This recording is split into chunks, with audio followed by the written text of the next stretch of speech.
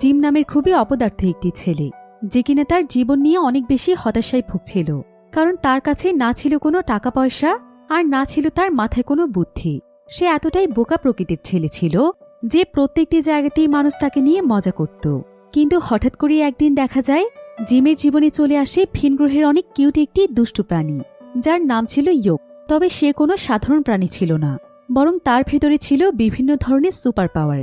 তবে প্রথমে সে এবং জিম একে অপরকে সহ্য করতে না পারলেও কোনো এক কারণে বাধ্য হয়ে তাদের দুজনকে একসঙ্গেই থাকতে হয়। ফলে দেখা যায় আস্তে আস্তে তারা শত্রু থেকে পরিণত হয়ে যায় বন্ধুতে। আর এর পর থেকেই যেন জিমের পুরো জীবনটাই বদলে যায়। এমনকি ইয়োক এবং জিমের সঙ্গে ঘটতে থাকে খুবই অদ্ভুত এবং মজার মজার অনেক ঘটনা।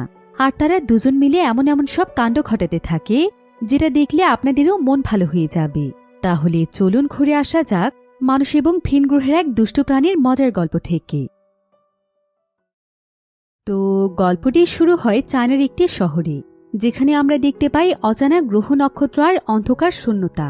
আর এখানকার দৃশ্য দেখে মনে হচ্ছিল যে পৃথিবীর কোথাও হয়তো কিছু একটা ঘটতে চলেছে। এবার অন্যদিকে আমরা একটি হসপিটাল দেখতে পাই, যেখানে একটি হুইল চেয়ারে বসে আছে একজন অসুস্থ মানুষ। তবে ঠিক তখনই হঠাৎ করেই তার চোখ পড়ে যায় জানালার কাচের দিকে। সে দেখতে পায় যে সেখানে আটকে আছে এক অদ্ভুত ধরনের পোকা। পোকাটি দেখতে অনেকটাই অক্টোপাসের মতো ছিল, আর এটা অস্বাভাবিকভাবে নড়াচড়া করছিল। এরপর লোকটি যখন পোকাটিকে ছুঁড়ে ফেলে দেয়, তখন সেখানে অদ্ভুতভাবে জলজলে এক আলো জ্বলে ওঠে। মুহূর্তের মধ্যেই যেন সবকিছু বদলে যায়। হাসপাতালের ভেতরে থাকা জিনিসপত্রগুলো তছনছ হয়ে যায়।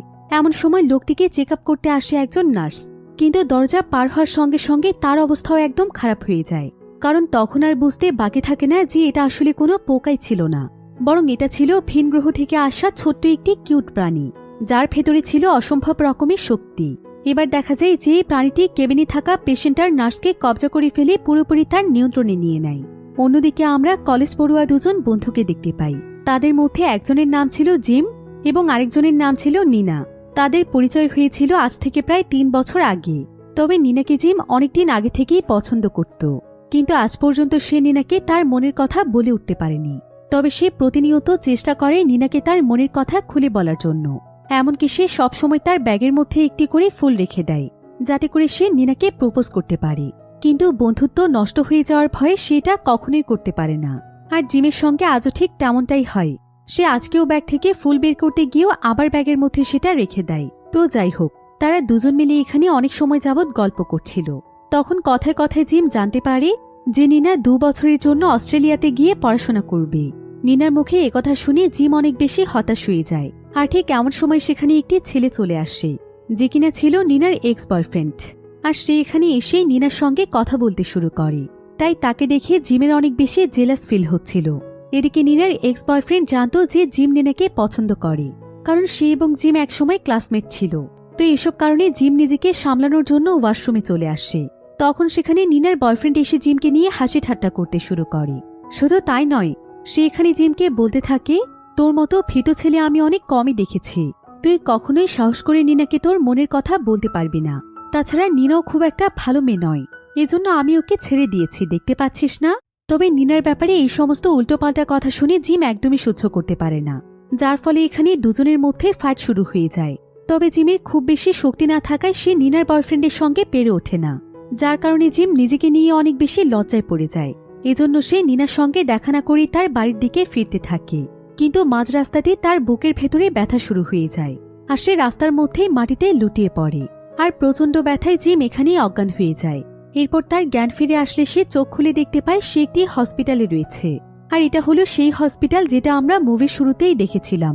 তো এবার ডক্টর জিমের অনেকগুলো চেক আপ করে জানে যে তার টিউমার হয়েছে, আর এই টিউমার খুব দ্রুতই তার সম্পূর্ণ শরীরে ছড়িয়ে পড়ছে। সে এই পৃথিবীতে আর বেশি দিন বাঁচতে পারবে না। সে সর্বোচ্চ 3 বছর পর্যন্ত বেঁচে থাকতে পারে, আর সে এখনকার তুলনায় 2 মাসের ভেতর আরো অনেক বেশি অসুস্থ হয়ে পড়বে। এসব কথা শুনে জিমের মনটা যেন একদম ভেঙে যায়। তাই সে চুপচাপ করে তার বাড়িতে ফিরে আসে, আর নিজের এসব ডিপ্রেশন কাটানোর জন্য সে বন্ধুদের সঙ্গে বসে আড্ডা দেয়। রাত জেগে সে তাদের সঙ্গে কম্পিউটারে বিভিন্ন ধরনের গেম খেলে। এদিকে এমন সময় আমরা ভিন গ্রহের একটি প্রাণীকে দেখতে পাই, যে কিনা অনেক বেশি ছোট্ট ছিল। তাই সে খুব সহজেই জিমের কোল্ড ড্রিঙ্কসের বোতলের মধ্যে লুকিয়ে পড়ে। আর জিম তার খেলায় এতটাই মগ্ন ছিল যে কোথায় কি হচ্ছে সেই সমস্ত দিকে তার কোনো লক্ষ্যই ছিল না। এরপর দেখা যায় যে সে কিউট প্রাণীটি যেই বোতলের মধ্যে ছিল জিম না বুঝে সেই বোতল থেকে কোল্ড ড্রিঙ্কস খেয়ে ফেলে, আর কোল্ড ড্রিঙ্কসের সাথে সাথে সেই পানিটিও জিমের শরীরের ভেতরে চলে যায়। এরপর ঠিক তখনই জিমের খুবই অস্বস্তি হতে শুরু করে। তার কাছে মনে হচ্ছিল যে তার গলায় কিছু একটা আটকে আছে, তাই সে সমস্ত গেম বাদ দিয়ে নিজের বেডে চলে যায় একটু বিশ্রাম নেওয়ার জন্য। আর এর পরেই ঘটে যায় আসল ঘটনা। জিম ঘুমিয়ে গেলে যে প্রাণীটি তার শরীরের মধ্যে ঢুকে গিয়েছিল সেই প্রাণীটি তার সম্পূর্ণ বডি নিজের কন্ট্রোলে নিয়ে নেয়। আর এখানে জানা যায় যে এই প্রাণীটির নাম হচ্ছে ইয়োক। এরপর দেখা যায় ইয়োক জিমের বডি সমস্ত শিরা উপশিরার ভেতরে মিশে যায়। এখানে ইয়োক থেমে থাকে না, সে সারা রাত ইন্টারনেটে মানুষ সম্পর্কে সবকিছু ভালোভাবে জেনে নেয়। এবার পরদিন সকালে দেখা যায় জিমের ঘুম ভাঙলে সে বুঝতে পারে যে তার বডির সঙ্গে কিছু একটা হচ্ছে। তার কাছে বারবার মনে হচ্ছিল তার বডি তার নিয়ন্ত্রণের বাইরে চলে গিয়েছে, কেউ একজন তার বডি কন্ট্রোল করছে। কিন্তু সে মনে করছিল যে তার টিউমারের জন্যই মূলত এই সমস্ত কিছু ঘটছে। তাই জিম অনেক বেশি ভয় পেয়ে যায় আর দ্রুত ইন্টারনেটে টিউমারের কী ধরনের সাইড এফেক্ট আছে সেগুলো সম্পর্কে জানতে থাকে। এরপর সে এখানে যা জানতে পারে তা দেখে তার পুরো চোখ একদম কপালে উঠে যায়, কারণ সে ইন্টারনেট থেকে তার টিউমারের অনেক ভয়ানক ভয়ানক সাইড এফেক্ট সম্পর্কে জানতে পারে। আর এই ভয়টা যেন তার আরও গভীর হয়ে যায় যখন সে আজকে তার বুকের মাঝখানে কিছু একটা নড়াচড়া অনুভব করতে পারে। আর কিছুক্ষণের মধ্যে এত জোরে জোরে নড়াচড়া শুরু হয়ে যায় যে জিম মনে করে এটাই হয়তো তার বুকের ভেতরের টিউমার, যেটা কিনা বাইরে বেরিয়ে আসতে চাইছে। এদিকে ইয়োক এখানে জিমের পুরো শরীরের মধ্যে চলাচল করছিল, ফলে জিমের এতে অনেক বেশি কষ্ট হচ্ছিল, যার ফলে সে দ্রুত হসপিটালে ফোন করে এই বিষয়টি ডক্টরের কাছে জানিয়ে দেয়। অন্যদিকে জিম তার বুকের ভেতর আবারও ভালো করে লক্ষ্য করলে দেখতে পায় যে হলুদ রঙের কিছু একটা তার ভেতরে নড়াচড়া করছে। আর ঠিক তখনই তাকে একজন ডক্টর হসপিটাল থেকে ফোন করে এবং সে তাকে জানায় যে সে জিমের শরীরের উপর বিভিন্ন এক্সপেরিমেন্ট করতে চায়। সে রিসার্চ করতে চায় যে টিউমারের প্রভাবে জিমের শরীরে কি কি ইফেক্ট করবে, কিন্তু জিম এতে রাজি হয় না, তাই সে ডক্টরের ফোন ইগনোর করে কেটে দেয়। এরপর জিম যেখানেই যায় তার অস্বস্তি বোধ যেন আরও অনেক বেশি বাড়তে থাকে। এমনকি এক পর্যায়ে তার এই অস্বস্তি এত বেশি বেড়ে যায় যে জিম নিজেই নিজের গলা চেপে ধরে নিজেকেই মেরে ফেলতে চাইছিল। এরপর যখন সে বুঝতে পারে যে সে নিজেই নিজেকে মেরে ফেলতে চাইছে, তখন এই পরিস্থিতিতে নিজেকে বাঁচানোর জন্য জিম থানায় ফোন করে পুলিশকে জানায়, কারণ এবার সে বুঝতে পেরেছিল যে কেউ হয়তো তার শরীর নিয়ন্ত্রণের চেষ্টা করছে, হয়তো কেউ তার শরীরের মধ্যে কোনো ডিভাইস সেট করেছে। কিন্তু পুলিশ তার সমস্ত কথা শুনে তার কোনো কথাই বিশ্বাস করতে চায় না। অন্যদিকে আমরা হসপিটালে যে রোগীকে হুইলচেয়ারে দেখেছিলাম সে একটি নদী থেকে গোসল করে আসছে। তাকে দেখেও বোঝা যাচ্ছিল যে সে তার হুঁশে নেই, তাকেও হয়তো কোনো কিছু নিয়ন্ত্রণ করে রেখেছে, কারণ হসপিটালে তার উপর একটি প্রাণী হামলা করেছিল, হয়তো সেজন্যই তার সাথে এমনটা হয়েছে। এদিকে দেখা যায় জিম ছুরি দিয়ে তার বুকের ভেতরে আঘাত করে, যাতে করে তার শরীরের ভেতরে যা আছে সেটাকে সে বের করে আনতে পারে। আর এভাবে এক পর্যায়ে দেখা যায় সে সত্যি সত্যি তার বুকের কিছু অংশ কেটে ফেলে।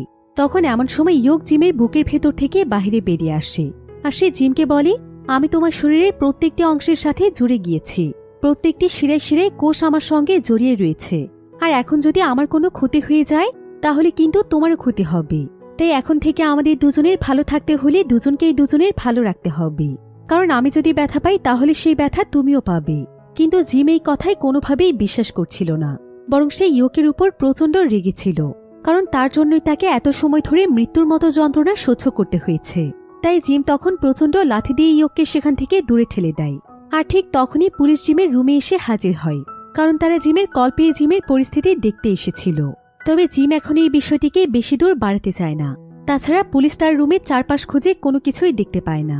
তাই পরিস্থিতি সামলানোর জন্য জিম পুলিশকে বলে যে সে গতকাল রাতে অনেক বেশি ড্রিঙ্কস করে ফেলেছিল, তাই হয়তো সে পুলিশকে ফোন দিয়ে উল্টোপাল্টা কথা বলেছে।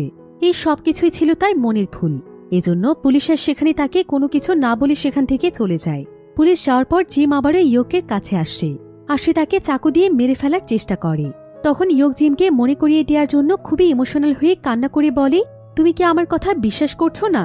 আমার শরীরের সঙ্গে তোমার শরীর মিশে গিয়েছে, তাছাড়া তুমি চাইলে আমি তোমার সমস্ত সমস্যার সমাধান করে দিতে পারি। একথা শুনে জিমেরও ইয়োকের প্রতি খুবই মায়া হয়, তাই সে আবারও তার বুকের ভেতরে ইয়োককে ঢুকিয়ে নেয়, কারণ সে ইয়োককে যখন লাথি মেরেছিল তখন সেও সেই ব্যথা অনুভব করেছিল। এদিকে আমরা হসপিটালে সেই লোকটিকে আবারও দেখতে পাই, সে তার বাড়িতে ফিরে এসেছে, আর সেখানে তার সঙ্গে তার স্ত্রীর সাথে দেখা হয়। তবে তাদের অনেক বছর আগে ডিভোর্স হয়ে গিয়েছিল, তবুও সে তার হাজবেন্ডের অসুস্থতার খবর শুনে তাকে দেখতে এসেছে। অন্যদিকে জিম লক্ষ্য করে যে ইয়োক দেখতে হুবহু একটি ডিমের কুসুমের মতো, আর সে দেখতে খুবই কিউট। এমনকি সে এখানে ইয়োককে দেখে তার নামও আন্দাজ করে ফেলে। সে ইয়োককে বলে, তোমার নাম কি ইয়োক? ইয়ক বলে হ্যাঁ, কিন্তু তুমি কিভাবে জানলে? জিম তখন তার এই প্রশ্নের কোনো উত্তরই দেয় না। এদিকে সবকিছু স্বাভাবিক থাকলেও পুলিশ হসপিটালের ওই কেবিন থেকে নার্সের ডেড বডি উদ্ধার করে, যাকে মূলত খুব বাজেভাবে মেরে ফেলা হয়েছে। মূলত তাকে ভিনগ্রহের সেই প্রাণীটি মেরে ফেলেছিল, যাকে আমরা হসপিটালের ভেতরেই দেখেছিলাম। তো পুলিশ সেখানে ইনভেস্টিগেশন করে বিভিন্ন জায়গায় বিভিন্ন অদ্ভুত অদ্ভুত জিনিস দেখতে পায়, কিন্তু এগুলো কিসের বা কোথা থেকে এলো সেগুলো পুলিশ বুঝে উঠতে পারে না। এবার সেদিন রাতের বেলা দেখা যায় জিম ঘুমিয়ে পড়লে ইয়ক তার ভেতর থেকে ধীরে ধীরে বাহিরে বেরিয়ে আসে, আর জিমের ট্যাব দিয়ে সে মানুষের ভাষা এবং অন্যান্য বিষয়গুলো রিসার্চ করতে থাকে। তবে ট্যাবের শব্দ শুনে জিমের ঘুম ভেঙে গেলে সে দেখতে পায় যে ইয়ক তার পাশে বসে এমন শব্দ করছে। তাই জিম তাকে ধরে আবারও তার বুকের ভেতরে ঢুকিয়ে রাখে। আর এর ফলে দেখা যায় জিম এখানে বুঝতে পারছিল যে তার ভেতরে কোনো এক সুপার ন্যাচারাল পাওয়ার চলে এসেছে। আগে সে যে সমস্ত কাজ করতে পারত না, বা যে কাজগুলো তার পক্ষে করাটা একদম অসম্ভব ছিল, সেই কাজগুলোই জিম এখন অনায়াসে করতে পারছে। এমনকি অনেক ভারী ভারী জিনিসও সে খুব সহজেই তুলে ফেলতে পারছে। শুধু তাই নয়, সে এখন অনেক দ্রুত দৌড়তে পারছে এবং লাফ দিতে পারছে, যেটা কোনো সাধারণ মানুষের পক্ষে সম্ভব নয়। তো এসব কিছু দেখে জিম প্রচণ্ড খুশি হয়ে যায়। তবে ইয়ক এখানে জিমকে বলে যে সে যেন ইয়কের এই সিক্রেটের কথা কারোর সঙ্গে শেয়ার না করে, তাহলে কিন্তু অনেক বড় বিপদ ঘটতে পারে। তাছাড়া জিমও এখন কোনোভাবেই চায় না যে ইয়ক আর তার বিষয়টি সকলের সামনে চলে আসুক, কারণ ইয়ককে নিয়ে মানুষের মধ্যে আগ্রহ তৈরি হলে সে নিজেই বিপদে পড়ে যাবে। তো আজকে জিমের মন অনেক বেশি ভালো থাকায় সে কলেজে আসে, আর সে দূর থেকে নিনাকে ফলো করতে থাকে। আর নিনাকে দেখার সঙ্গে সঙ্গে তার হার্টবিট যেন অনেক বেড়ে যায়। আর এতে করে ইয়ক মনে করে যে হয়তো জিমের কোনো সমস্যা হয়েছে, তাই সে জিমকে নানাভাবে প্রশ্ন করতে থাকে যে তার কি হয়েছে, তার শরীরের ভেতর এমন শব্দ কেন হচ্ছে। তবে জিম তখন তাকে শান্ত করে বলে, তুমি একদম ভয় পেও না, তেমন কিছুই না, আসলে আমার নিনাকে দেখলেই এমনটা হয়। এবং সে তাকে জানায় পৃথিবীতে তার সবচাইতে পছন্দের এবং ভালো লাগার মানুষ হলো নিনা। সে তাকে প্রায় অনেকদিন ধরেই ভালোবাসে। এরপর জিম নিনাকে ফলো করতে করতে তার কাছে চলে আসে। আর এখানে এসে সে জানতে পারে যে নিনাকে সবসময় তাদের কলেজের কাই নামের একটি ছেলে অনেক বিরক্ত করে। একথা শুনে জিম নিজেকে আর কন্ট্রোল করতে পারে না। সে এখানে প্রচণ্ড রেগে গিয়ে সোজা চলে যায় কায়ের কাছে। এরপর সে তাকে ভালোভাবে বোঝানোর চেষ্টা করে যে সে যেন আর কখনো নিনাকে বিরক্ত না করে, কিন্তু কাই এখানে তাকে কোনো রকম পাত্তাই দিচ্ছিল না। উল্টো সে তাকে অনেক বেশি অপমান করতে শুরু করে। ফলে জিম তখন ইয়কের কাছে নিজেকে শক্তিশালী রাখার পরামর্শ চায়।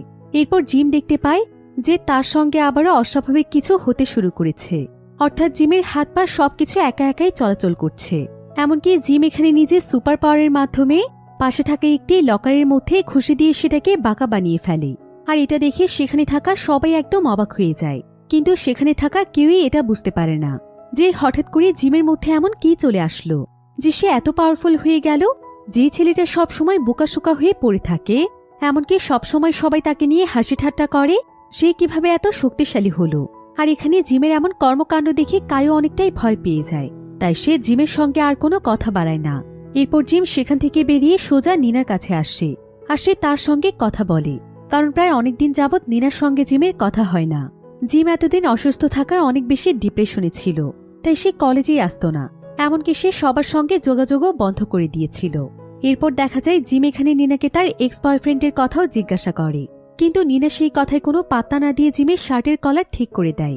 তবে এমন সময় নিনা লক্ষ্য করে যে জিম কেমন যেন অদ্ভুত রকমের আচরণ করছে, আর তার শরীরও কিছুটা অদ্ভুতভাবে নড়ছে। এটা দেখে নিনা তখন জিমকে জিজ্ঞাসা করে, তোমার কি হয়েছে জিম, তোমার আবার শরীর খারাপ নয় তো? কিন্তু জিম এখানে তার কথার কোনো উত্তর দিতে পারে না, কারণ মূলত ইয়ক জিমের সম্পূর্ণ বডিটাকে নিয়ন্ত্রণ করছিল, যার কারণে জিমের এমনটা হচ্ছে। এদিকে পুলিশ জানতে পারে ওই কেবিনে যে পেশেন্ট ছিল তার নাম হচ্ছে মাইকেল, আর মাইকেলকে কোথাও খুঁজে পাওয়া যাচ্ছে না, যার কারণে পুলিশ মাইকেলের বাড়িতে তাকে খুঁজতে আসে।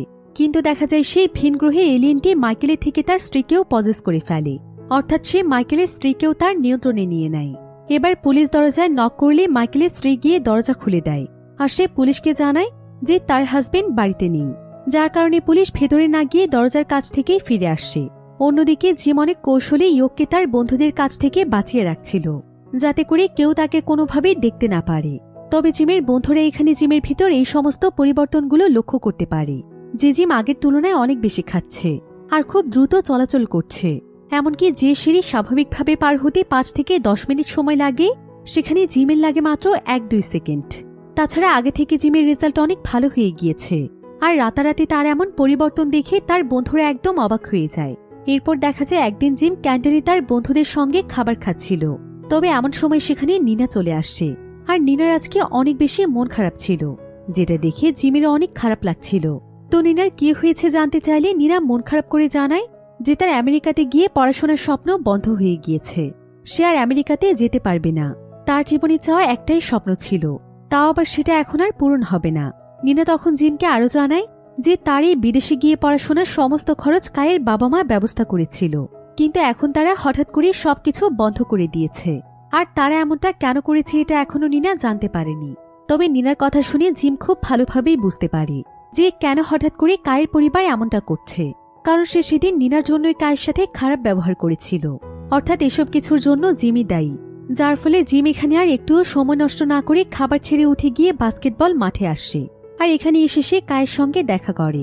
এরপর সে তাকে অনেক অনুরোধ করে বিভিন্ন কথা বলে কনভিন্স করার চেষ্টা করতে থাকে যাতে তার পরিবার আবারও নিনার পড়াশোনার খরচটি দিয়ে দেয়। আসলে কায়ের পরিবারের সঙ্গে নিনার সম্পর্ক রয়েছে, নিনা হয়তো তাদের পরিবারের কাছের কেউ, আর তাই নিনার পড়াশোনার খরচ কায়ের পরিবারই দিয়ে থাকে। এজন্যই কাই সবসময় নিনাকে ছোট চোখে দেখত এবং বিরক্ত করত। তো জিম এখানে বারবার তার কাছে ক্ষমা চাওয়ার পর দেখা যায় কাই প্রথমে কোনোভাবেই তার কথায় রাজি হতে চায় না, কিন্তু এক পর্যায়ে জিম তাকে অনেক বেশি অনুরোধ করলে কথায় কথায় কাই তাকে চ্যালেঞ্জ করে বলে, আচ্ছা ঠিক আছে, তুই যদি আমাকে টেনিস খেলায় হারাতে পারিস তাহলে আমি তোর সব কথা শুনব। তখন জিমের কাছেও আর কোনো উপায় ছিল না, তাই সে কায়ের চ্যালেঞ্জটি অ্যাকসেপ্ট করে নেয় এবং তার সঙ্গে খেলতে রাজি হয়। তবে কাই ছিল খুবই দুর্দান্ত টেনিস প্লেয়ার, তাকে হারানো খুব একটা সহজ বিষয় ছিল না। বড় বড় প্লেয়াররাও তার কাছে হার মেনে নেয়। তো কাই এখানে জিমকে বলে, এই টেনিস খেলায় তোর সাথে তোর একজন বন্ধুকেও সঙ্গে থাকতে হবে এবং আমাকে হারাতে হবে। তো জিম আর কোনো উপায় না পেয়ে তার বন্ধুকে তার সঙ্গে করে নিয়ে আসে। তবে জিমের বন্ধু টেনিস খেলায় খুব একটা ভালো ছিল না, তবুও বাধ্য হয়ে তাদেরকে এখন খেলতেই হবে। তো কিছুক্ষণের মধ্যেই তাদের খেলা শুরু হয়ে যায়। জিম আপ্রাণ চেষ্টা করে খেলায় জেতার জন্য, কিন্তু সে কায়ের সঙ্গে পেরে উঠছিল না। এদিকে খেলা দেখার জন্য সেখানে নিনাও এসেছিল এবং সে এখানে জিমকে সাপোর্ট করে অনেক বেশি উৎসাহ দিচ্ছিল। তবে জিম তার খেলার পরিস্থিতি দেখে এতটুকু বুঝতে পারে যে সে যদি এই খেলায় জিততে চায় তাহলে তাকে অবশ্যই ইয়োকের হেল্প নিতে হবে। এরপর জিম তার বডির কন্ট্রোল ইয়োকের কাছে দিয়ে দেয় এবং সে তাকে অনুরোধ করে জানায় যে ম্যাচটি যেন সে তাকে যেভাবেই হোক জিতিয়ে দেয়। আর এর কিছুক্ষণ পরেই দেখা যায় যে ইয়োক সত্যি সত্যি জিমের সম্পূর্ণ বডিটিকে নিজের কন্ট্রোলে নিয়ে নেয়। আর তখনই সে একা কায়ের সঙ্গে টেনিস বল খেলতে শুরু করে। এরপর দেখা যায় কাই আর জিমের সামনে কোনোভাবেই টিকে থাকতে পারছিল না। এবার কিছুক্ষণের মধ্যেই জিম তার বন্ধুর হাত থেকে টেনিস ব্যাট নিয়ে নেয়। এরপর সে নিজেই 2 হাত দিয়ে কায়ের সঙ্গে খেলতে শুরু করে। দেখে মনে হচ্ছিল যে জিম এখন একাই 100 জন প্লেয়ারকে হারিয়ে দিতে পারবে। এবার এক পর্যায়ে গিয়ে দেখা যায় জিম কাইকে টেনিসের মধ্যে এমনভাবে হারিয়ে দেয় যেটা কায়ের পুরো ক্যারিয়ারে কখনোই হয়নি। অর্থাৎ জিম এখানে দুর্দান্তভাবে ম্যাচ জিতে যায়। এটা দেখে সেখানে থাকা সবাই তো রীতিমতো অবাক হয়ে যায়, কারণ জিম তো কখনো টেনিস খেলতেই পারত না, আর সেই ছেলে নাকি আজকে এতটা ভালো পারফর্ম করেছে। তাই সবাই এখানে জিমকে অনেক উৎসাহ দেয়। আর এদিকে দেখা যায় যে এই ম্যাচটি হেরে যাওয়ায় কোনোভাবেই কাই নিজের হার মানতে পারছিল না। এদিকে জিম এখানে খুশিতে তার বন্ধুদেরকে নিয়ে ডান্স করতে শুরু করে। এবার দেখা যায় সেখানে ম্যাচটি দেখতে মাকামো নামক একজন মহিলা এসেছিল, আর সেই মহিলাটি এখানে খুবই রহস্যজনকভাবে জিমকে ফলো করতে থাকে। আর জিমকে ফলো করে সে বুঝতে পারে যে জিমের মধ্যে কিছুতে একটা ব্যাপার রয়েছে। তাই সে ম্যাচ শেষ হলে জিমের সঙ্গে দেখা করে আর তাকে দূরের একটি আলাদা জায়গাতে ডেকে নিয়ে কথা বলে এবং তার একটি ভিজিটিং কার্ড দিয়ে জিমকে তার সঙ্গে দেখা করতে বলে। তখন দূর থেকে তার সঙ্গে জিমের কথা বলা দেখতে পায় নিনা। নিনা এতে অনেক বেশি জেলাস ফিল করছিল, আর এতে বোঝা যাচ্ছিল যে নিনাও হয়তো মনে মনে জিমকে পছন্দ করে। এদিকে খেলায় হেরে কাই বাড়িতে আসার সময় তার সঙ্গে মাইকেল দেখা করতে আসছে, আর সে তাকে মাঝ রাস্তায় দাঁড় করিয়ে খেলায় হেরে যাওয়া নিয়ে কথা বললেই দেখা যায় কাই মাইকেলের উপর ভীষণ রেগে যায়। আর সে তাকে মারতে গেলে মাইকেলের ভেতরে যেই ভিন গ্রহের প্রাণীটি ছিল সে এবার কাইকেই নিজের কন্ট্রোলে নিয়ে নেয়। অন্যদিকে পরের দিন ছিল জিমের ম্যাথ পরীক্ষা, আর জিম যখনই পরীক্ষার প্রশ্নটি হাতে নেয় তখন প্রশ্নটি দেখে তার একদম মাথা ঘুরে যায়, কারণ সেই প্রশ্নগুলোর কোনো কিছুই তেমন একটা পারত না। তবে এখানে শুধুমাত্র জিমেরই এই অবস্থা নয়, তার ক্লাসে সবারই একই অবস্থা, কেউ এত কঠিন প্রশ্নগুলো সলভ করতে পারছিল না। তখন জিম কি করবে কোনো কিছু বুঝে উঠতে না পেরে সে আবারও তার সেই ইয়োগ বন্ধুর কাছে সাহায্য চায়। ফলে সঙ্গে সঙ্গে দেখা যায় ইয়োগ জিমের সম্পূর্ণ বডিকে আবারও তার কন্ট্রোলে নিয়ে নেয়, আর সে এক এক করে এই সমস্ত ম্যাথগুলো খুবই অল্প সময়ের মধ্যে সলভ করে ফেলে। এরপর ফাইনালি জিমের ম্যাথ পরীক্ষা খুবই ভালো হয় এদিকে জিম তার সমস্ত বন্ধুদেরকে ম্যাথের অ্যান্সার দিয়ে দেয়। এতে করে দেখা যায় সেদিন সবারই ম্যাথ পরীক্ষা খুবই ভালো হয়। আর এই খুশিতে জিম সেদিন নিনাকে ডেটে নিয়ে যায়, যাতে সে আজকে নিনাকে তার মনের কথা খুলে বলতে পারে। কিন্তু দেখা যায় ডেটে গিয়ে জিম অনেক বেশি নার্ভাস হয়ে যায়। সে ভালোভাবে নিনার সঙ্গে কথাই বলতে পারছিল না। এদিকে ইয়োক তার এমন পরিস্থিতি দেখে সে নিজেই জিমের সম্পূর্ণ বডি তার নিয়ন্ত্রণে নিয়ে নেয়। আর জিমের নার্ভাসনেস কাটিয়ে সে নিনাকে প্রপোজ করিয়ে দেয়। আসলে জিমের সঙ্গে থাকতে থাকতে ইয়োক এখন জিমকে তার বন্ধু মনে করে। তাই জিমের যে কোনো বিপদে আপদে ইয়োক নিজে থেকেই রেসপন্স করে, কারণ ইয়োক মূলত সবসময় জিমের ভালো চাইত। এরপর ইয়োক যখন জিমের উপর থেকে তার কন্ট্রোল ছেড়ে দেয়, তখন আবারও জিম অনেক নার্ভাস হয়ে পড়ে। তার মুখ দিয়ে কোনো কথাই বের হচ্ছিল না। এদিকে জিমের এমন পরিস্থিতি দেখে নিনা কি করবে বুঝে উঠতে পারছিল না। আর ঠিক এমন সময় সেখানে নিনার বান্ধবীরা এসে হাজির হলে জিম তাদেরকে দেখে লজ্জা পেয়ে যায়, আর সে দ্রুত সেখান থেকে চলে যায়। এবার জিমের বাসায় ফেরার সময় তার সঙ্গে কায়ের দেখা হয়। আর এখানে মূলত কাইকে সেই ভিনগ্রহের প্রাণীটি নিজের কন্ট্রোলে রেখেছিল। তো এখানে দেখা যায় কাই জিমের সামনে এসেই তাকে অ্যাটাক করতে শুরু করে। প্রথমে জিম কায়ের কাছে ইচ্ছে মতো ধোলাই খায়। এরপর ইয়োক ভিতর থেকে বুঝতে পারে যে নিশ্চয়ই জিম কোনো বিপদে পড়েছে, তাই সে আবারও তার অ্যাক্টিভ মোড চালু করে দেয়। এরপর সে এখানে কাইকে মারতে মারতে একদম মাটিতে ফেলে দেয়। আর একটা পর্যায়ে গিয়ে জিম পুরো অবাক হয়ে যায়, কারণ ইয়োক যখন তার পুরো বডিটিকে কন্ট্রোলে নিয়ে নেয় তখন সে কোনো কিছুই বুঝতে পারে না। আর ইয়োক তার কন্ট্রোল ছেড়ে দিলেই সে সবকিছু বুঝতে পারে। তবে ঠিক এমন সময় জিম লক্ষ্য করে যে কায়ের গলার মধ্যেও অদ্ভুত একরকম দাগ রয়েছে, যেটা কিনা একটি প্রাণীর দাগ। আর এই দাগটি দেখে জিম এখানে একদম শিওর হয়ে যায় যে কাইকেও হয়তো কোনো ভিন গ্রহের প্রাণী কন্ট্রোল করছে। তখন জিম ধীরে ধীরে কায়ের গলা থেকে সেই প্রাণীটিকে নিজের হাতে তুলে নেয়। এরপর জিমের ভেতরে থাকা ইয়োক এই প্রাণীটিকে খেয়ে ফেলে। মূলত এই প্রাণীগুলো ছিল ইয়োকদের খাবার।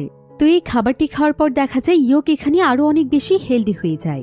এবার এসব কিছুর জন্য জিম নিজেকে অপরাধী মনে করতে থাকে, কারণ কাই এখানে মারা গিয়েছিল। ইয়োক তখন তাকে সান্ত্বনা দিয়ে বলে, তুমি কোনো চিন্তা করো না, তখন সে নিজেই কাইকে মেরে ফেলেছিল, তাই ওর মৃত্যুর জন্য তুমি দায়ী নও। তো যাই হোক, এবার মুহূর্তের মধ্যে সেখানে মাকামো নামক সেই মহিলাটি এসে হাজির হয়, যে কিনা টেনিস খেলার সময় জিমকে ফলো করছিল। এরপর দেখা যায় অদ্ভুতভাবে সেই মহিলাটি জিমের সঙ্গে কোনো কথা না বলে সোজা এসে তাকে হামলা করতে শুরু করে। তখন জিম জানতে পারে যে মাকামো একজন ভিন গ্রহের প্রাণী, আর তার শরীরে যেহেতু এখন ইয়োক রয়েছে, এই কারণে মূলত সে তাকে মারতে চাইছে। কিন্তু জিমের এখানে আর কিছুই করার থাকে না। সে শুধুমাত্র মাকামোর কাছে মার খেতে থাকে, কারণ ওই সময় ইয়োক খাবার খেয়ে রেস্ট করছিল। আর ইয়োকদের রেস্ট করার সময় তারা কোনোভাবেই নিজেদের পাওয়ার ব্যবহার করতে পারে না, যার কারণে সে না চাইতেও জিমকে এমন বিপদের সম্মুখীন হতে হয়। এদিকে ইয়োক এখানে অনেক চেষ্টা করেও তার জন্য কিছুই করতে পারছিল না। ফলে এক পর্যায়ে দেখা যায় মাকামো জিমকে চাকু বের করে পুরো শেষ করে দিতে চাইছিল। কিন্তু ঠিক তখনই সেখানে একজন ডক্টর চলে আসে, আর সে জিমকে মাকামোর কাছ থেকে কোনো মতে বাঁচিয়ে নিয়ে যায়। এরপর জিম হোস্টেলে ফিরে আসলে দেখে তার বন্ধু স্ট্যান মন খারাপ করে বাহিরে দাঁড়িয়ে আছে। জিম তখন তার কাছে গিয়ে জানতে পারে যে তার বন্ধু স্ট্যানেরও তার মতোই ক্যান্সার ধরা পড়েছে। সে নাকি বেশি দিন বাঁচবে না। সে বাঁচবে না বলে হাউমাউ করে কান্না করতে থাকে। জিম তখন তাকে সান্ত্বনা দিলে স্ট্যান জিমকে ভুল বুঝতে শুরু করে। আর সে জিমকে রাগ করে বলে, তুই তো কখনো আমার মতো পরিস্থিতিতে পড়িসনি, তুই আমার কষ্টটা কি করে বুঝবি? এজন্যই তুই আমাকে এখন সান্ত্বনা দিচ্ছিস। আসলে স্ট্যান মূলত জিমের রোগটির কথা জানত না, তাই সে এমনভাবে তার সঙ্গে কথা বলছিল। তো স্ট্যান এখানে অনেক বেশি ইমোশনাল হয়ে কাঁদতে থাকলে জিম তাকে সান্ত্বনা দেওয়ার জন্য ছাদে নিয়ে যায়। আর সে স্ট্যানকে তার ব্যাপারেও সবকিছু খুলে বলে যে সেও আর বেশি দিন বাঁচতে পারবে না, তারও তার মতো ক্যান্সার হয়েছে। কিন্তু কিছুদিন আগে সে ইয়োক নামক একটি ভিন গ্রহের প্রাণী খুঁজে পেয়েছে, আর তার জন্যই মূলত সে এতটা সুরক্ষিত এবং সুস্থ রয়েছে। এরপর জিম তার শরীর থেকে ইয়োককে বের করে তার বন্ধু স্ট্যানকে দেখায়। এসব কিছু দেখে স্ট্যান অনেক বেশি এক্সাইটেড হয়ে পড়ে, আর সে কৌতূহলবশত বারবার করে জিমের বুকে হাত দিয়ে ইয়োককে স্পর্শ করে। ফলে জিম সুরসুরি পেয়ে নড়াচড়া করলে দূর থেকে এসব কিছু নিনা দেখতে পায়। তবে সে দূর থেকে ভালোভাবে কিছুই বুঝে উঠতে পারছিল না যে এরা দুজন আসলে কি করছে। উল্টো সেখানে ভাবছিল যে এদের দুজনের ভেতর হয়তো উল্টোপাল্টা কোনো সম্পর্ক রয়েছে, তাই সে এখানে জিমকে ভুল বোঝে। এমনকি সে প্রচণ্ড রাগ করে সেখান থেকে চলে যায়। এবার জিম বারবার করে তার বন্ধু স্ট্যানকে নিষেধ করছিল যাতে করে সে কোনোভাবে ইয়োকের ব্যাপারে কাউকে কোনো কিছু না বলে। এমনকি সেখানে তার বন্ধু স্ট্যানকে কথা দেয় যে সে ধীরে ধীরে তাকেও সুস্থ করে তুলবে। কিন্তু এদিকে স্ট্যান আবার আরেকটি ঝামেলা বাঁধিয়ে ফেলে। সে সবাইকে ইয়োকের ব্যাপারে জানিয়ে দেয়, যার কারণে পরের দিন সকাল থেকেই দেখা যায় যে নিউজ চ্যানেল এবং মিডিয়ার সমস্ত জায়গা থেকে জিমের ইন্টারভিউ নেওয়ার জন্য মানুষেরা এসেছে, যারা সবাই কিনা ছিল রিপোর্টার। তারা মূলত জিমের মুখ থেকে সমস্ত ঘটনা শুনতে চাইছিল। তো এখানে একজন রিপোর্টার জিমকে জিজ্ঞাসা করতে শুরু করে, আচ্ছা তুমি সর্বপ্রথম এই এলিয়েন কোথায় পেয়েছ, সে তোমাকে কিভাবে সাহায্য করে? এসব কিছু শুনে জিমের আর বুঝতে বাকি থাকে না যে তার বন্ধু স্ট্যানের জন্যই মূলত মিডিয়া সমস্ত কিছু জেনে গিয়েছে, কারণ সে ছাড়া শুধুমাত্র স্ট্যানই ইয়োকের ব্যাপারে জানত। তাই জিম এখানে স্ট্যানের উপর প্রচণ্ড রেগে যায়, আর সে তখন সেখানকার সমস্ত রিপোর্টারদেরকে চলে যেতে বলে এবং তাদের মুখের উপর দরজা বন্ধ করে দেয়। অন্যদিকে ইয়োকো স্ট্যানের উপর অনেক রেগে গিয়েছিল, কারণ সে জানত যে মানুষেরা যদি তার ব্যাপারে জানতে পারে তাহলে তার অনেক বড় বিপদ আসতে চলেছে। তাই সে স্ট্যানের উপর রেগে গিয়ে জিমের পুরো শরীরকে আবারও নিজের নিয়ন্ত্রণে নিয়ে নেয় এবং সঙ্গে সঙ্গে সে স্ট্যানকে মারতে শুরু করে।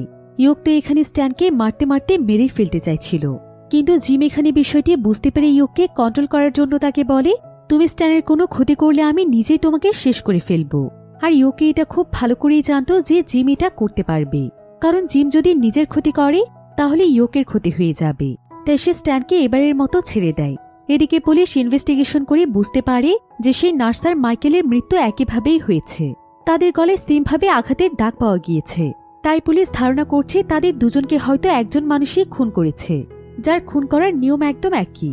অন্যদিকে এত কিছুর পরেও মাইকেল বসে থাকে না, সে তার শিকার খোঁজার জন্য অন্য মানুষদেরকে তার নিয়ন্ত্রণে নেওয়ার জন্য বেরিয়ে পড়ে। আর সে সোজা একটি হসপিটালে এসে ডক্টরদের উপর আক্রমণ করে বসে।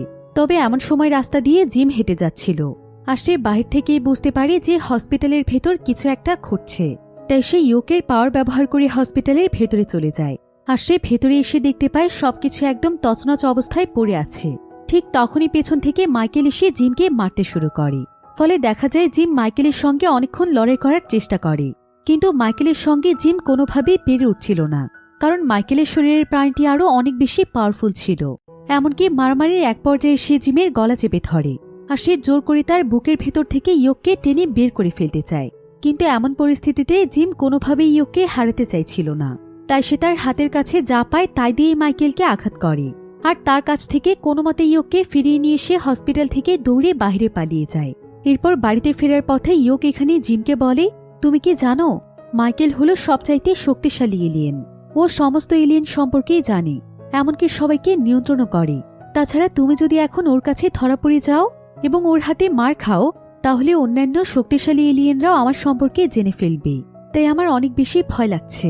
ইয়োকের কথাগুলো শোনার পর জিম বুঝতে পারে যে ইয়োক এবং সে এখন কতটা বিপদের মধ্যে আছে। তাই কোনোভাবেই মাইকেলের কাছে ধরা পড়া যাবে না, যার ফলে সে খুব দ্রুত পালিয়ে আসে। কিন্তু তার বিপদ এখানেই শেষ হয় না। সে গাড়িতে উঠলেই দেখতে পায় তার সামনে আরও একটি এলিয়েন দাঁড়িয়ে আছে, অর্থাৎ এই এলিয়েনটিও কোনো মানুষকে নিজের নিয়ন্ত্রণে নিয়ে নিয়েছে। আসলে ভিন গ্রহ থেকে যতগুলো এলিয়েন পৃথিবীতে এসেছে তাদের প্রত্যেককেই কোনো না কোনো মানুষের বডির মাধ্যমে চলতে হচ্ছে। তো এখানে এই এলিয়েনের সঙ্গে দেখা হওয়ার পর এলিয়েনটি জিমকে আঘাত করতে থাকে। তবে জিম এখানে কোনোভাবেই তার পাওয়ার ইউজ করে না, কারণ সে যদি এখানে পাওয়ার ইউজ করে তাহলে ইয়োকের ব্যাপারে এই এলিয়েনটিও জেনে যাবে। কিন্তু জিম কোনোভাবেই চায় না যে ইয়োকের কোনো ক্ষতি হয়ে যাক। তাই সে ইয়োককে বাঁচানোর জন্য নিজের জীবন পর্যন্ত ঝুঁকিতে ফেলে দেয়। আর এক পর্যায়ে সে সুযোগ পেয়ে আবারও কোনো মতে পালিয়ে যায়, যাতে করে ইয়োক কোনোভাবেই সামনে চলে না আসে। এরপর জিম কোনো মতে ঠিকঠাকভাবে তার বাসায় পৌঁছালে দেখতে পায় সেখানে আগে থেকেই মাইকেল এসে তার জন্য অপেক্ষা করছে। মাইকেল মূলত জিমকে মেরে ফেলতে চাইছিল, যার কারণে সে সমস্ত জায়গাতে তাকে ফলো করছিল। মাইকেলকে দেখা মাত্র জিম কি করবে কোনো কিছুই বুঝে উঠতে পারছিল না। তাই সে এখানে কোনো কিছু চিন্তা না করেই তার ঘরের জানালা দিয়ে বাইরে ঝাঁপ দেয়, যাতে করে সে যেভাবেই হোক ইয়োককে বাঁচাতে পারে। কিন্তু এতে করে জিম এখানে অনেক বেশি আহত হয়ে যায়। আর নিচে আহত অবস্থায় পড়ার সঙ্গে সঙ্গে জিম তার বুকের ভেতর থেকে ইয়োককে টেনে বের করে আনে। আর সে তাকে এখান থেকে যেভাবেই হোক পালিয়ে যেতে বলে, কারণ এতে তারা দুজনেই ভালো থাকবে। কিন্তু ইয়োক তাকে ছেড়ে কোনোভাবেই যেতে চাইছিল না। এতগুলো দিন যেহেতু তারা একসঙ্গে থেকেছে, তাই তাদের দুজনের মনেই দুজনের জন্য মায়া কাজ করছিল। তবে জিম এখানে ইয়োককে বাঁচানোর জন্য তাকে বলে, তুমি কি চাও না আমি ভালো থাকি? তুমি আসার পর থেকে আমার জীবনটা একদম নষ্ট হয়ে গিয়েছে। প্রতিটি পদক্ষেপে আমি বিপদে পড়ছি। তাই দয়া করে অন্তত আমার ভালোর জন্য তুমি আমাকে ছেড়ে চলে যাও। এসব কথা শুনে ইয়োকের আর কোনো কিছুই করার থাকে না। সে এবার জিমকে ছেড়ে চলে যাওয়ার জন্য রাজি হয়ে যায়। এরপর সে জিমের কথা মতো সেখান থেকে দূরে কোথাও পালিয়ে যায়। এবার কিছুক্ষণ পর মাইকেল নিচে নেমে আসলে সে আর জিমের কাছে ইয়োককে দেখতে পায় না। এমনকি আশেপাশের কোথাও সে ইয়োককে খুঁজে পায় না। এটা দেখে সে বুঝতে পারে যে জিমি ইয়োককে এখান থেকে পালিয়ে যেতে সাহায্য করেছে। তাই সে জিমের উপর প্রচণ্ড রেগে যায়। আর রাগের মাথায় সে জিমের বুকের উপর লাঠি দিয়ে জোরে জোরে আঘাত করে। তবে ঠিক এমন সময় সেখানে পুলিশ চলে আসে। মূলত পুলিশও মাইকেলকে সমস্ত জায়গাতে খুঁজে বেড়াচ্ছিল। সেই নার্সকে মারে এবং কাইকে মারার ভিকটিম যেহেতু মাইকেল ছিল, তাই তাকেই পুলিশ এখন খুঁজে বেড়াচ্ছে। তবে মাইকেলও ছিল অনেক বেশি চালাক। সে কোনোমতে পুলিশদেরকে ফাঁকি দিয়ে এখান থেকে পালিয়ে যায়। পুলিশ মাইকেলকে ফলো করতে করতে তার পেছনে চলে যায়। অন্যদিকে জিম আহত অবস্থায় সেখান থেকে উঠে নিজেকে বাঁচানোর চেষ্টা করে। কিছুটা পথ আসতেই তার একটি মেয়ের সঙ্গে দেখা হয়ে যায়। সে মেয়েটিকে আগে থেকে চিনত, তাই সে তখন মেয়েটির কাছে সাহায্য চায়। সে তার পরিচিত একজন ডক্টরকে ফোন করতে বলে, যেই ডক্টর এর আগেও তাকে একবার বাঁচিয়েছিল। তো কিছুক্ষণের মধ্যেই জিমের কল পেয়ে ডক্টর সেখানে তার টিম নিয়ে চলে আসে।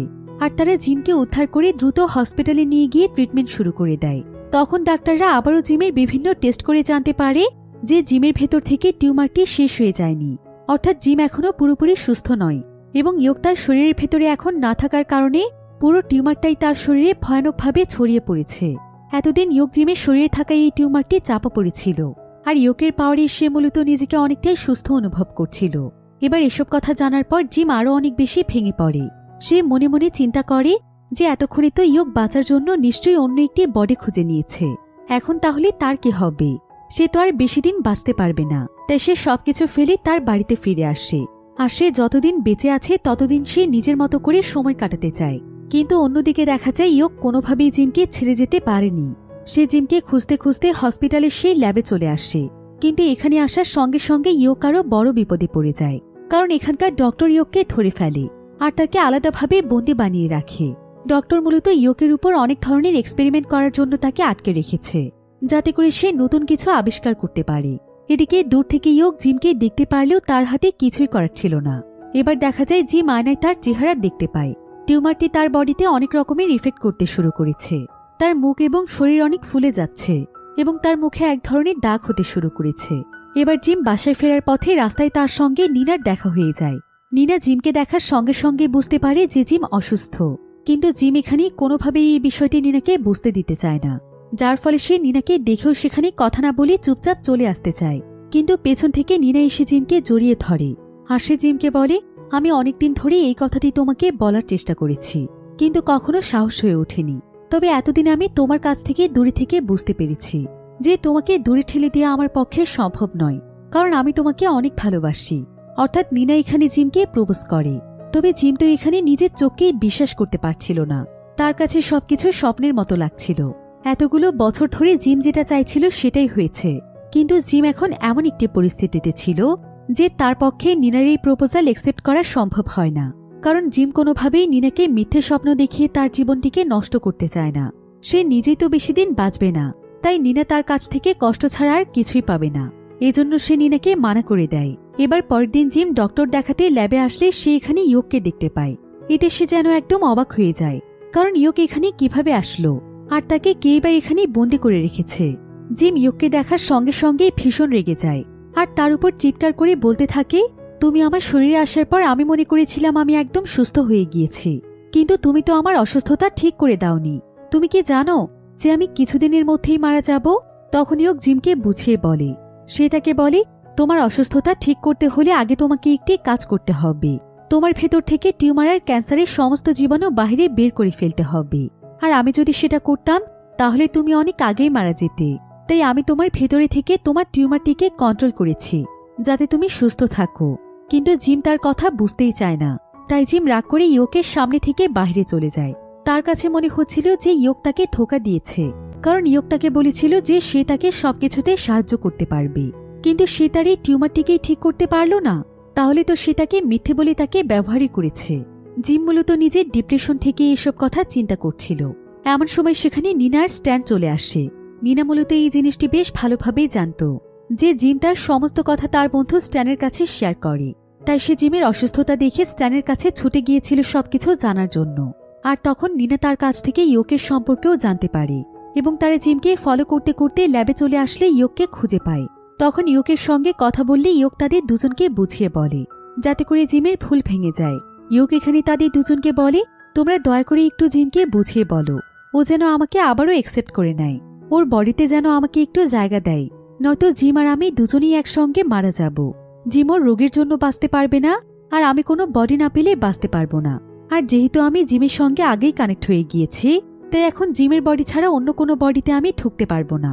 তো ইয়োকের কথা শুনে নিনা অনেক ইমোশনাল হয়ে যায় আর তাকে কথা দেয় যে সে জিমকে বুঝিয়ে বলবে। এজন্যই মূলত নিনা স্ট্যানের সঙ্গে জিমের কাছে এসেছে। তো নিনা এখানে জিমকে সম্পূর্ণ বিষয়টি বুঝিয়ে বলে আর সে তাকে বারবার রিকোয়েস্ট করতে থাকে যাতে করে রাগ কমিয়ে যেন সে নিজের ভালোর জন্য হলেও ইয়োককে তার শরীরে অ্যাকসেপ্ট করে নেয়। তো এখানে নিনার এত বেশি রিকোয়েস্টের পর জিম তার শরীরে ইয়োককে নিতে রাজি হয়ে যায়। এরপর যখনই সে ইয়োককে তার বডিতে নিতে যায় তখনই দেখা যায় ল্যাবের ভিতর আরও অনেকগুলো এলিয়েন চলে আসে এবং একসঙ্গে তারা সবাই মিলে ইয়োক আর জিমের উপর আক্রমণ করে দেয়। কিন্তু তখনও জিম আর ইয়োক দুজনে একসঙ্গে অ্যাটাচ হতে পারেনি, যার কারণে কেউই কারো পাওয়ার সঠিকভাবে অ্যাপ্লাই করতে পারছিল না। এমন পরিস্থিতিতে ডক্টর এলিয়েনদের সঙ্গে লড়াই করার চেষ্টা করছিল, কিন্তু সে মানুষ হয়ে এলিয়েনদের সঙ্গে লড়াই করে টিকে থাকতে পারে না, কারণ তারা অনেক বেশি পাওয়ারফুল ছিল। তাই তারা ডক্টরকে মুহূর্তের ভেতরে হারিয়ে দিয়ে জিমের উপর আক্রমণ করতে আসে। তবে জিমও এখানে হাল ছেড়ে দেয় না, সে তার সর্বোচ্চ শক্তি দিয়ে এলিয়েনদের সঙ্গে লড়াই করতে থাকে। আর এভাবেই এক পর্যায়ে গিয়ে জিম একটি এলিয়েনকে আঘাত করে মাটিতে ফেলে দেয়। আর তখন জিমের গলায় থাকা একটি এলিয়েনকে দ্রুত জিম বের করে ইয়োককে দিয়ে দেয়, যাতে করে ইয়োক এটাকে খেয়ে খুবই পাওয়ারফুল হতে পারে এবং সে এলিয়েনগুলোকে দ্রুত হারিয়ে দিতে পারে। অন্যদিকে এখান থেকে বের হওয়ার আগে সেখানে পুলিশ চলে আসে আর তারা জিমকেও এখানে ভিন গ্রহের এলিয়েন মনে করে, ফলে তারা তাকে অ্যারেস্ট করে নিয়ে যায়। তবে পুলিশদের সামনেও আরও ভয়ানক বিপদ আসতে শুরু করে। মাঝ রাস্তায় আসতে না আসতেই তাদের গাড়ির সামনে একটি এলিয়েন এসে দাঁড়িয়ে যায়, কারণ ইয়োকের মাধ্যমে তারা মূলত অনেক শক্তিশালী হতে পারবে। এবার এই এলিয়েনের কাছ থেকে পুলিশ বাঁচতে গিয়ে গাড়ির নিয়ন্ত্রণ হারিয়ে ফেলে, ফলে তাদের গাড়িটি উল্টে পড়ে যায়। তবে এত কিছুর পরও এলিয়েনদের কিছুই হচ্ছিল না। সেই এলিয়েনটি গাড়ির ভেতর থেকে জিমকে হাত করা অবস্থায় বের করে ফেলে আর সে তাকে ইচ্ছে মতো মারতে থাকে। আর জিমের এখানে কিছুই করার ছিল না, সে এখানে হাত করা পড়া অবস্থায় নিজেকে রক্ষা করার চেষ্টা করছিল। এমনকি ওই এলিয়েনকেও সে যতটা সম্ভব মারার চেষ্টা করছিল। তো এভাবে কিছুক্ষণ লড়াই করার পর জিম অনেক কষ্টে সেই এলিয়েনটিকে হারিয়ে দেয়। এবার জিম পুলিশদের কাছ থেকে বাঁচার জন্য তার বন্ধুদেরকে ডেকে সেখান থেকে কোনো মতে পালিয়ে যায়। তখন অদ্ভুতভাবে জিম পানির ভেতর থেকে কিছু শব্দ শুনতে পায়, যে শব্দগুলো সে মোটেও সহ্য করতে পারছিল না। এরপর এই বিষয়টি ইয়োকের কাছে জিজ্ঞাসা করলে ইয়োক তাদের সবাইকে জানায় যে এই পৃথিবীতে যে কয়েকটি এলিয়েন রয়েছে তারা ভিন গ্রহ থেকে আরও অনেক এলিয়েনদেরকে ডেকে আনছে, আর তারা সবাই যদি এখানে চলে আসে তাহলে পৃথিবীতে থাকা প্রত্যেকটি মানুষই হয়তো এলিয়েনদের নিয়ন্ত্রণে চলে যাবে। তাই এই এলিয়েনদেরকে থামাতে হলে মাইকেলকে যে কোনোভাবে খুঁজে বের করতে হবে এবং সবার আগে তাকে থামাতে হবে, কারণ সবকিছুর মূলে মূলত সেই রয়েছে। এসব কথা শুনে জিমরা অনেক চিন্তায় পড়ে যায় যে তারা এখন কিভাবে মাইকেলকে খুঁজে বের করবে। আর তাদের থেকে মাইকেল অনেক বেশি পাওয়ারফুল, তাই তার মতো পাওয়ারফুল একটি এলিয়েনকে তারা কিভাবে থামাবে। তবে পুরো পৃথিবীকে বাঁচাতে হলে তাদের রিস্ক নিতেই হবে। তাই জিম তখন ইয়োকের সাহায্যে মাইকেল যেখানে রয়েছে সেখানে পৌঁছে যায়। কিন্তু দেখা হওয়ার সঙ্গে সঙ্গে সে মাইকেলের সঙ্গে লড়াই করতে পারবে না, কারণ ইয়োক কিছুক্ষণ আগে একটি এলিয়েন খেয়েছে। সেটা হজম করে তার শরীর অ্যাক্টিভেট করতে তার কিছুটা সময়ের প্রয়োজন ছিল, যার কারণে জিম ইয়োকের সঙ্গে কথা বলে ফুলিয়ে ভালিয়ে কিছুটা সময় নিয়ে যাচ্ছে, যাতে ইয়োক তার ভেতরে এনার্জি অনেক বেশি পরিমাণে প্রস্তুত করতে পারে। তো এক পর্যায়ে মাইকেল জিমের উল্টোপাল্টা কথায় খুব বেশি একটা পাত্তা না দিলে জিম দৌড়ে সেখান থেকে পালাতে শুরু করে, যাতে এই দৌড়ানোর সময়টাকে ইয়োক নিজের কাজে লাগাতে পারে। তবে মাঝ রাস্তায় জিমের সঙ্গে আবারও পুলিশদের দেখা হয়ে যায়, আর পুলিশ দেখে জিম প্রথমে ভয় পেলেও দেখা যায় যে পুলিশ মূলত জিমকে হেল্প করার জন্যই এসেছে, কারণ পুলিশ নিনাদের কাছ থেকে জিমের সমস্ত সত্যতা জানতে পেরেছে। এরপর জিমও এখানে পুলিশকে সবকিছু খুলে বলে। সেই সাথে জিম ইয়োককে দেখিয়ে তার সঙ্গে কথা বলিয়ে দেয়। ইয়োক তখন পুলিশদেরকে বুঝিয়ে বলে যে তারা দুজন যদি বেঁচে না থাকে তাহলে পৃথিবীতে কিভাবে এলিয়েনরা এসে সম্পূর্ণ কবজা করে নেবে। এবার দেখা যায় জিম কিছুটা সময় ইয়োককে দিলে ইয়োক অনেক বেশি পাওয়ারফুল হয়ে যায়। এরপর সে আবারও মাইকেলকে খুঁজে বের করে তার সঙ্গে ফাইট করতে যায়। তবে মাইকেল তার চাইতেও বেশি পাওয়ারফুল হওয়ার কারণে জিম তার সঙ্গে লড়াই করে কোনোভাবেই টিকে থাকতে পারছিল না। এরপর দেখা যায় মাইকেল জিমকে মেরে ফেলতে যাবে, কিন্তু ঠিক সেই মুহূর্তে পেছন থেকে নিনা এসে মাইকেলকে ইলেকট্রিক শক দিয়ে থামিয়ে দেয়। কিন্তু শক খেয়ে মাইকেল কিছু সময়ের জন্য থেমে থাকলেও সে আবারও তার পাওয়ার দিয়ে সবকিছু রিকভারি করে উঠে দাঁড়ায়, আর সে এবার তাদের সবাইকে শেষ করে দিতে চায়। তখন মাইকেলকে থামানোর জন্য পুলিশ তার উপর গুলি করতে শুরু করে, কিন্তু এসব গুলিতেও মাইকেলের তেমন একটা ক্ষতি হচ্ছিল না, যার কারণে জিম ইয়োকের কথায় নিজেকে পাওয়ারফুল করার জন্য একটি সুপার ন্যাচারাল মেট্রিক শক্তির কাছে চলে আসে, আর সে সেখান থেকে নিজের ভেতর পাওয়ার শুষে নিতে শুরু করে। এরপর সে এখানে বোম ব্লাস্ট করে সকল এলিয়েনকে মেরে ফেলতে চায়, আর প্ল্যান মোতাবেক জিম ঠিক এমনটাই করে। তবে এই ব্লাস্টে অন্যান্য এলিয়েন মারা গেলেও মাইকেলের কিছুই হয় না। দেখা যায় সে ঠিকঠাকভাবেই বাহিরে বেরিয়ে আসে। এখন তাকে কিভাবে থামাবে জিম আর কোনো কিছুই বুঝে উঠতে পারছিল না। তখন ইয়ক তাকে একটি বুদ্ধি দেয়। সে বলে জিমের ভেতরে যে টিউমার সেলস রয়েছে সেগুলো বের করে সে যেন মাইকেলের ভেতর দিয়ে দেয়, এতে করে মাইকেল অনেকটাই দুর্বল হয়ে যাবে। তবে ইয়ক খুব ভালো করেই জানত যে এতে জিমেরও ক্ষতি হতে পারে, সেই সাথে তার নিজেরও ক্ষতি হবে, এমনকি তার জীবনও চলে যেতে পারে। কিন্তু সে তার নিজের জীবন দিয়ে হলেও এই এলিয়েনদেরকে থামাতে চায়, যাতে করে পৃথিবীর মানুষেরা রক্ষা পায়। ইয়ক আসলে কোনোভাবেই চায় না যে তার জন্য কোনো মানুষের ক্ষতি হয়ে যাক, যার কারণে টিউমার সেলের সঙ্গে সঙ্গে সে মাইকেলের বডির ভেতরে ঢুকে যায়। যতটুকু সময় জিম এখানে পায় সে ততটুকু সময়ে গিয়ে ইলেকট্রিক সার্কিটের সঙ্গে মাইকেলকে লাগিয়ে দেয়, এতে করে ইলেকট্রিক ব্লাস্ট হয়ে ফাইনালি মাইকেল সেখানেই মারা যায়। কিন্তু এতে জিম অনেক বেশি কষ্ট পাচ্ছিল, কারণ এতগুলো দিন ইয়ক তার সঙ্গেই থেকেছে, তাই ইয়কের প্রতি তার অনেক মায়া তৈরি হয়েছিল। এজন্য সে ইয়কের এভাবে চলে যাওয়াটা কোনোভাবেই মানতে পারছিল না। এদিকে এখানে এত বড় একটি ব্লাস্ট হওয়ার কারণে আশেপাশে থাকা মানুষজন ধীরে ধীরে সেখানে আসতে শুরু করে। এই বিষয়টি লক্ষ্য করে পুলিশ দ্রুত জিম আর তার বন্ধুদেরকে এখান থেকে সরিয়ে দেয়, যাতে করে তাদেরকে আর নতুন কোনো অসুবিধাতে পড়তে না হয়। এরপর কিছুদিন পর দেখা যায় জিম এখন ইয়কের জন্য অনেকটাই সুস্থ হয়ে গিয়েছে, কারণ ইয়ক তার বডি থেকে সমস্ত ক্যান্সার সেলগুলো নিজের সঙ্গে করে নিয়ে গিয়েছে। সেদিনের পর ইয়ক তার জীবন থেকে পুরোপুরিভাবে হারিয়ে গিয়েছে, আর সে নিজের জীবনের বিনিময়ে তাকে উপহার দিয়েছে খুব সুন্দর একটি জীবন। ইয়কের জন্যই সে আবারও বাঁচতে শিখেছে। তবে ইয়ক হারিয়ে গেলেও জিম সবসময় ইয়ককে অনেক মিস করত, কারণ ইয়ক ছিল তার অনেক কাছের একজন বন্ধু, যাকে সে কখনোই ভুলবে না। এরপর আস্তে আস্তে দেখা যায় জিম নিজেকে অনেকটাই স্বাভাবিক করে ফেলেছে, আর নিনারও বিদেশে গিয়ে লেখাপড়া করার যে স্বপ্ন ছিল সেটারও ব্যবস্থা হয়ে গিয়েছে। অর্থাৎ এখন তারা দুজনেই নিজেদের জীবন গুছিয়ে নিয়েছে। আর এখন যেহেতু জিম পুরোপুরি সুস্থ ছিল, তাই তারা দুজনেই এখন ডেট করছে। অর্থাৎ ইয়ক জিমের জীবনে এসে তার পুরো জীবনটাই গুছিয়ে দিয়ে গিয়েছে। তাই জিম কখনোই তার বন্ধু ইয়ককে ভুলবে না। আর এমন একটি সুন্দর এন্ডিংয়ের মাধ্যমে গল্পটি এখানেই শেষ হয়ে যায়।